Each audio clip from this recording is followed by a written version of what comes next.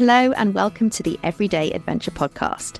My name is Nikki Bass and I'm a business psychologist, army veteran and everyday adventurer.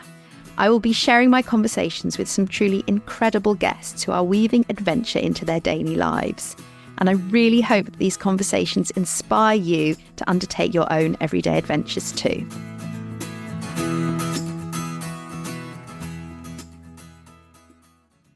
So today I am really excited to welcome back. It's been a while since we've done, I don't know if you can call two people a panel, but a multiple guest interview. But it's always so much fun when we do.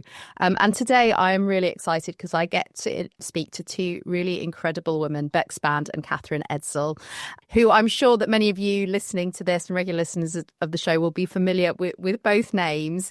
Obviously, I've spoken to Catherine previously. So her episode, I think, was way back in series 1. So probably back in sort of, I don't even know, it was sort of 2020, 2021, when Catherine was kind enough to trust me as a very nascent interviewer and podcaster with her story around setting up the Matriarch Adventures and all of the wonderful work she does around expeditions and in terms of sustainability as well. And Bex Band will be known to many of you as the founder of Love Her Wild, which was one of the largest outdoor communities in the world. Also an author, an expedition leader. Honestly, I could probably spend most of this podcast just talking about all the credentials that both of them have to their names, but I'm going to let them share a little bit of that too. But the reason I've brought them both together is because they're currently collaborating on an incredible project, which is the Ocean Advocate Summit, which is being held in February 2025. With a real focus on sustainability and thinking about our roles in terms of protecting the oceans and thinking about our engagement with the ocean when we are thinking about adventures as well. Again, I will let them share more about their own motivations, their reasons for doing this, but I just thought it was a wonderful opportunity to reflect. One of the questions I frequently get in terms of the podcast and in terms of thinking about an adventure is this friction and this intersection between how we can engage with adventure and the natural world, and also this idea of travel, and at the same time people caring so passionately about ensuring that that is sustainable, that they are not only taking for the environment for their own personal enjoyment or pleasure or self-development, whatever it is, but that we're working as part of the natural environment and in terms of protecting it as well. So just a wonderful opportunity to speak to both Catherine and Bex on this. Welcome both to the show. It's so lovely to have you here. Thank you. It's lovely to be here. So yeah, absolutely. I guess the first question I'd love to ask you both is really thinking about the motivations for the summit and for your collaboration in this area. And I guess about both of your own relationships with the ocean as well. Where has this come from? What sort of sparked this idea? Should we go to Bex first? Bex, yeah. Sorry, we just awkwardly looked at each other. Yes, so I can definitely talk a little bit about my own journey into conservation, caring about the natural world. I come from a very unoutdoorsy background. I didn't do outdoorsy things as a child. My family don't go hiking, camping, anything like that. So it was only in my late 20s that I started to discover the outdoors, and in quite a brash decision, looking for a change in my life, I decided to go on a big adventure, hiking 1,000-kilometer trail. I'd never done anything like it before. And really, that was my introduction to outdoor adventures. So I really went from zero to as big as you can go. And it was an incredible experience. And as you can imagine, changed my life in lots of different ways. But it was really on that adventure, spending those 2 months out in nature, just being in wild places and just reaping all the benefits from that. But I really started for the first time in my life having a connection with the natural world. And then, of course, as we all know, once you build that connection, the next step is you then start to care about nature. And so that's really where my journey began. And my love for the outdoors and adventure has coincided from day one with a love of conservation and a real desire to protect the natural world. So specifically with the ocean, I've always had a connection to the ocean, which is strange because I grew up in Basingstoke, and which has a nickname Concrete Jungle. There's definitely no ocean there. I know it I very know one well, in my yes. family. Oh, you do? Okay, you know Basingstoke. Yeah, most people say, oh, off the M3. That's like the most famous thing it's known for. Or they say Amazing Stoke, which is its other nickname, which is said sarcastically. But yeah, Basingstoke isn't really at one with the ocean. And again, my family, I remember we did beach days, but I also remember that we never went in the sea. My family would never think that, if you go to the beach, you go for a swim in the sea. So again, I was like in my 20s when I really started discovering the ocean. And actually it was at the end of doing this long hike that I, on a whim, decided to try diving. And gosh, it just opened up the world for me. It was incredible. And just seeing like the corals and the marine life. And yeah, this like spark ignited inside of me. And from that point, I've just been fascinated by all marine life and just reading all the books, watching all the documentaries. And then went on, since then, I grew the love of wild community. I've been on many other adventures myself. And I've also been on lots of conservation expeditions and trying to learn as much as I can about ocean conservation. And what I discovered was that actually there's lots of really cool things happening all over the world. But actually in the UK, I feel like there's a bit of a dry spot. I really wanted to take that passion and to throw myself into something here at home. And I felt, perhaps a lot of the things quite science focused and quite geared towards people that are in certain industries or who are working in science, and it's not really where my skills lie. So that was kind of the spark, kind of thinking about the Ocean Advocate Summit. I've collaborated with Catherine on projects before, and we've worked in conservation before. It's something that we discussed together and both agreed that this would be a really exciting thing to kind of bring to the UK. Amazing. Thank you. I love that point you make about who these events are often targeted at, in terms of, like you said, either sort of having a deep scientific knowledge and therefore feeling maybe inaccessible to ordinary people who are sort of like, care about the natural world or care about the ocean, but therefore don't really, or for practitioners in the area who are, again, really involved and thinking, well, where's my place as somebody who likes going to the sea, likes going to the beach and doesn't enjoy seeing plastic washing up on the shores, or, wants to be more actively involved, but not really sure where to start. Sorry, Catherine, over to you as well. So my relationship with the ocean started over 30 years ago, sort of seriously. That's when I got involved in citizen science issues and citizen science projects around the world. Started off in Greece. I was with the the loggerhead sea turtle protection.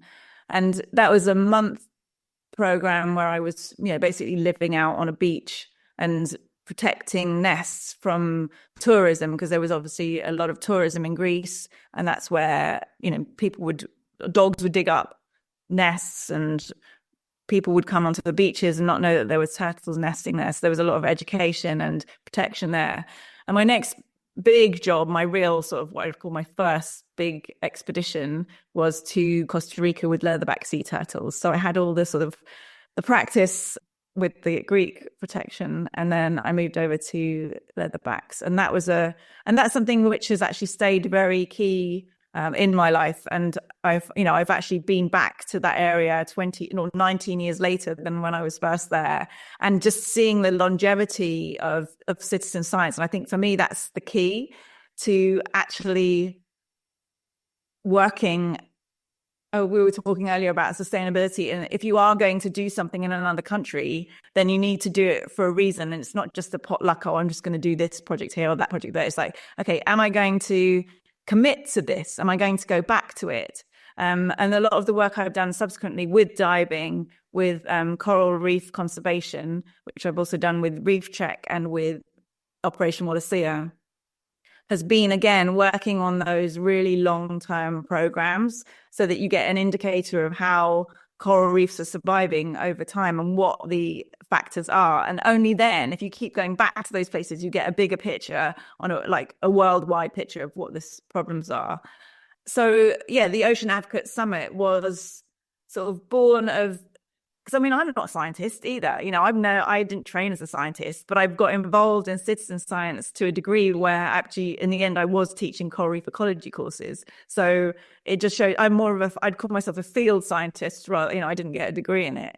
And I think that's also a key to people who, maybe have an idea, they like things, they don't know what to do with it, they're enjoying the ocean, but they don't really know how to get involved. For me, citizen science is the real way in, and it's open to everybody. And the more passionate you are about it, the more you can use it going forward. So I think the Ocean Advocate Summit was looking at ways to bring all the angles. So all the angles of ocean advocacy into one room. Like, as Bex said, you don't have to have a science background, but we're bringing in medics, we're bringing in, people from all walks of life, filmmakers, advocates in their own right, people who are creating products. We're bringing all of these people into one space. So yeah, it's definitely open for all. That's so interesting. I think I've heard the term citizen science before, but I don't think I'm sort of familiar with it. I mean, I love the way you sort of use it in a way as a sort of a basing principle for this as well, that actually this is about bringing people in to this, who may already be interested, who may but think, well, I haven't got, like you said, I've not got a qualification in this, or I've not got a background, or I don't know what to do here. But that in a way you're saying actually you've got a role regardless, and here's a space to build on that knowledge. I mean, I guess I'm just wondering from your experiences of sort of conservation and sustainability over the years, and as you said, Catherine, that's been a considerable period. Then, what are the key challenges that you encounter? I suppose not just in terms of sort of the global challenges that we hear about all of the time, but in terms of your experience of working with people on these projects, or in terms of, what you've noticed being involved, what are some of the challenges you not only do you encounter, but that you would love to be able to resolve through, starting a project like this? Yeah, go for it, Bex. I think it's interesting that for me, I suppose, because I've been in the citizen science world for so long, it's my sort of baseline is that everybody knows what that is. So that's actually just very interesting having this conversation to realize that, when you live in your own world and your own bubble, and it's completely normal to you, and to realize, and I'm realizing more and more, because I thought everybody knew that citizen science was a thing. And like I said, it has been going on for quite a long time, but it's obviously not made, it's only now making its way into the public domain. So yeah, that's obviously a challenge. Yeah, no, it's a good point, isn't it? That actually, even by thinking about the terminology, I mean, I know I sometimes have it in the work that I do when I talk in psychological concepts with people, and I'm like, this is all out there because this is what I see in my Instagram feed or my LinkedIn feed or what I've studied or whatever. And then suddenly you're talking to people and they're looking at you blankly, like, what are you talking about? And you go, and it's a really sort of a humbling check-in of going, actually, if that's the work with people, and I work with organizations, people who, jobs are ops or sales or whatever every day, they're not thinking in these terms, that actually you're going, I need to think about how I phrase this, how I put this together so it feels accessible. Sorry, Bex, you were going to say something as well. Yeah, I was going to say one thing that I really hope will come from the summit is I can definitely talk about my own experience of getting into conservation. I think it can be quite an overwhelming space, and there's lots of cliques going on, and it can be quite intimidating if you decide, oh, I really want to make a difference in the world of ocean conservation. And then, if I had that chat with most people, I think majority of people would say, oh, you need to be a marine biologist. You need to go away and get those qualifications. And actually, it's not true. And from my experience and, learning more about other people that set projects, or people like Catherine who've done like amazing things in the space of ocean conservation, really it's just about individuals realizing what they're good at and realizing what they're passionate about, and then going out there and taking actionable steps.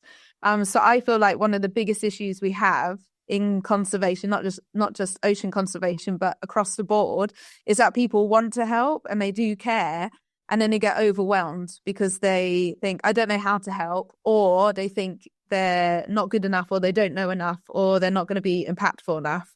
So hopefully at the summit, one thing that me and Catherine have really tried to do is like give real takeaways at the summit. So the people come, they don't just hear the inspirational stories, they also take some really helpful skills away, and they also build on their confidence so that they realize that no matter what your space is, whether you're an artist or an educator, or you work in an office, but you can see little ways that office can make positive changes, that you go away and you feel empowered to step into that role and to almost give yourself permission to be that conservationist and to make the change that you want to see.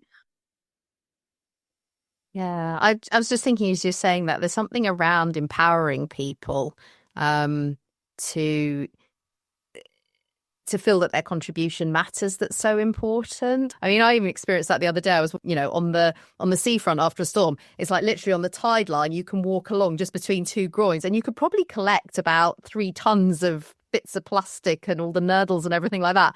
And as I'm wandering on the dogs, I always sort of pick up a few bits and pieces here and there. And at one point I just went, I don't even know why I'm bothering. This is ridiculous. I'm literally collected a dog poo bag, which is very delightful, of plastic bits and bits of rope. And it's made sod all difference. And you have to sort of then talk to yourself, have a little conversation with yourself. Go, actually, well, no, it has, because at least those bits are no longer. And, there's something in the principle and feeling like you're doing something. But I guess the reason I'm telling this story is because I sort of came back and then I started Googling, okay, how can I collect nurdles more efficiently on the beach? And actually even having a conversation and reading some of the stuff out on the internet, I was like, actually, that's interesting that other people are out there thinking about these things. And that makes me feel like actually what I'm doing does sort of matter. I'm going to keep doing it. And it made me just think, actually, I wonder how many other people feel that sense of it's too big, so I don't even know where to start, and therefore I'm not going to bother. I'm going to put it out of my mind because it's too overwhelming. Or actually, how am I as an individual who has no background in this going to make any sort of difference when there are all these world problems? So I think that's a really interesting point. I wondered, just on from that, the opportunities that you see out there, therefore, from, with this idea, with this summit that you're putting out there. I mean, what would you love to achieve? What would be, I suppose there are all sorts of possible results that would come from this, but for both of you, from a sort of a personal perspective, what would you love this to progress or initiate or bring forward?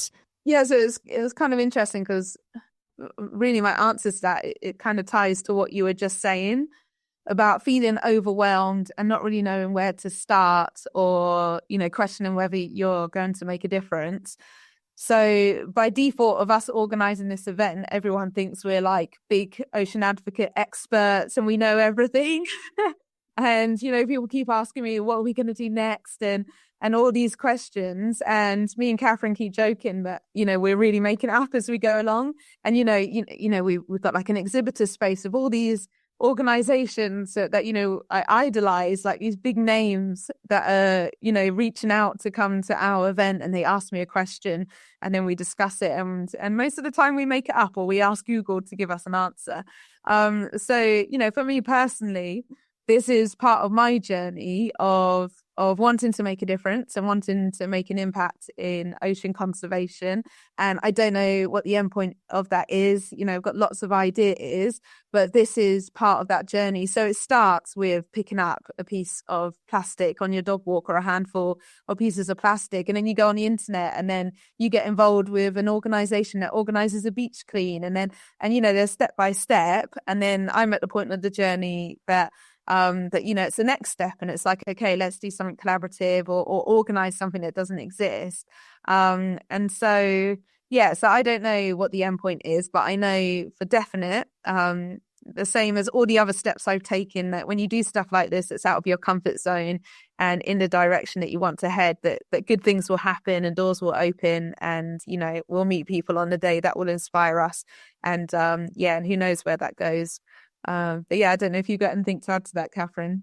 Yeah, I mean, I really hope for the participants who are coming along, the attendees, that they will come with no real idea of what to expect and make those connections in that space. So they'll see something, or somebody will say something which will trigger like a realization that they also have some power.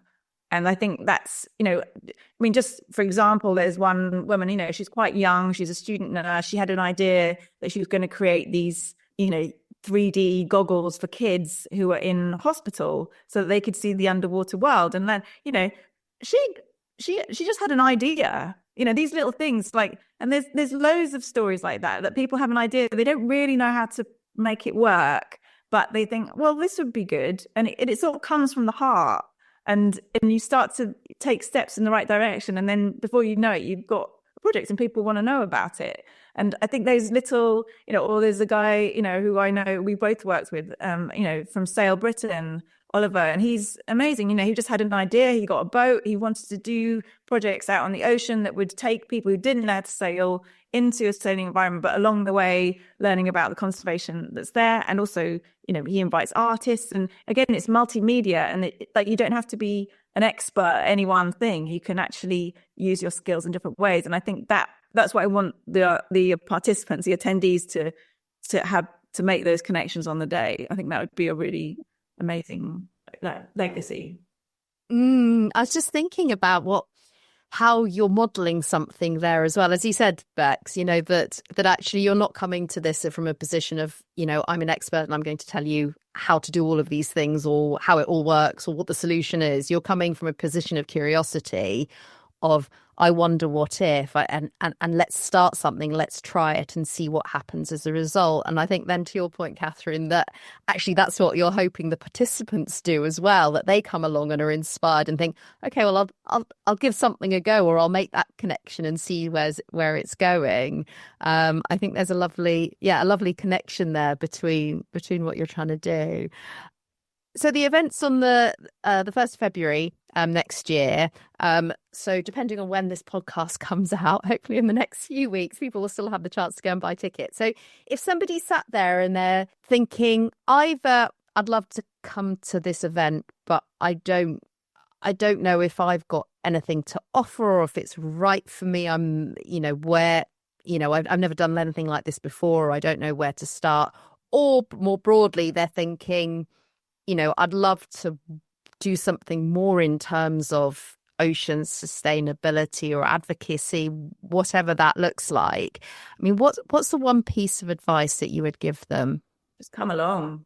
I mean, it's for example, if you got nothing from the day, which won't happen, but if you got nothing, then you really haven't lost anything. But the chances are that you'll get a lot from it. And I think whether you're an armchair advocate or you're an actual, going out and doing it advocate, it doesn't really matter, because everybody, you can write books, you can make songs, you can write poetry, there's art, there's, as well as all the other sort of physical going and, doing, but there's lots of inspiration inside of that side as well. So I think you will definitely get something from it. So just come along and you'll be surprised.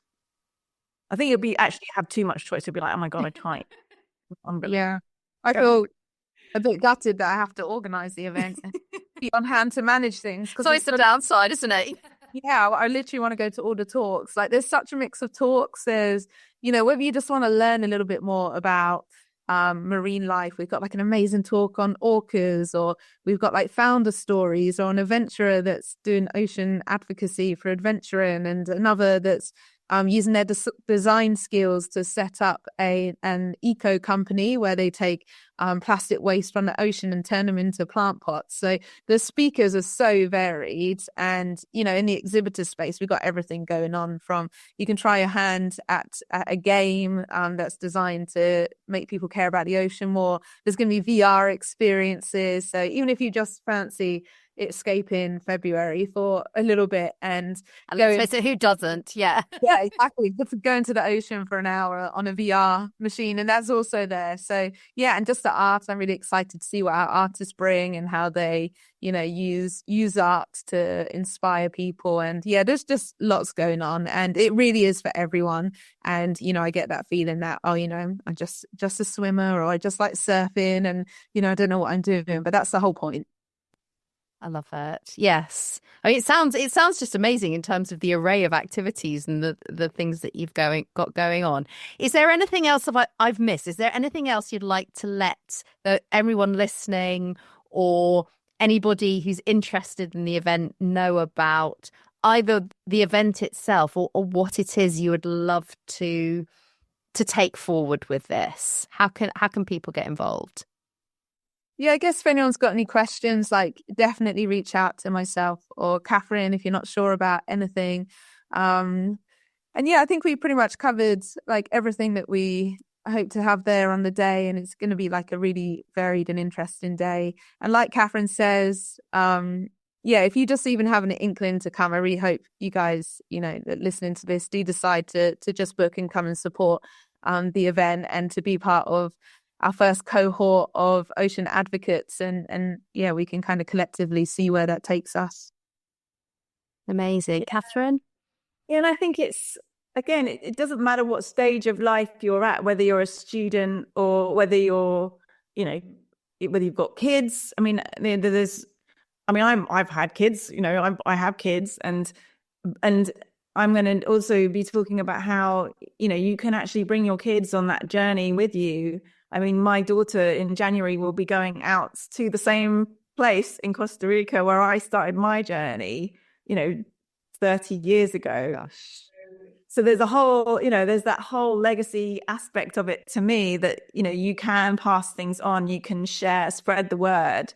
I mean, whether you're, even if you're older and you've got experience in different areas, but you have, a business connection or a hospitality connection or whatever it is that you've got, it's about using it doesn't matter where you are, because there's going to be ways to integrate what you've gained from the day into your life in some way.